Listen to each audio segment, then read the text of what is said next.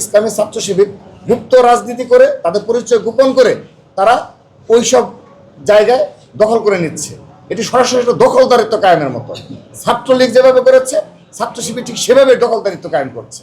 তো তারা বলেছে হ্যাঁ এই বিষয়টি তারা আইডেন্টিফাই করেছে, তারা এই বিষয়ে আমাদের সিদ্ধান্ত জানাবে, ওই যে রূপরেখা প্রণয়নে এই বিষয়ে অন্তর্ভুক্ত থাকবে বলে আমাদের আশ্বস্ত করেছে।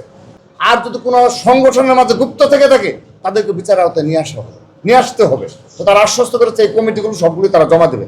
আমরা এখন তাদের কাজের প্রতিফলন দেখতে চাই, এবং যেহেতু সময় নেই তারা হয়তো শনিবারে আমাদের একটা আপডেট জানাবে যে এই গুপ্ত রাজনীতি নিষিদ্ধ, তারপরও হল পর্যায়ে ছাত্র রাজনীতি কিভাবে চলবে ধরনটা, এবং এই ছাত্রলীগের সমস্ত কমিটি নিয়ে শাহবাগ থানায় যে মামলা করা হয়েছে সেই মামলা অন্তর্ভুক্তকরণ কিংবা নতুন কোনো মামলা। তো যা হোক, তারা যেহেতু 1 বছর সময় পেয়েছে করে নি। এখন যেহেতু আমরা এই বিষয়ে সোচ্চার রয়েছি, আশা করছি যে শনিবারের মধ্যেই তারা এই বিষয়ে আমাদের একটা দৃশ্যমানগতভাবে কিছু পদক্ষেপ গ্রহণ করবে।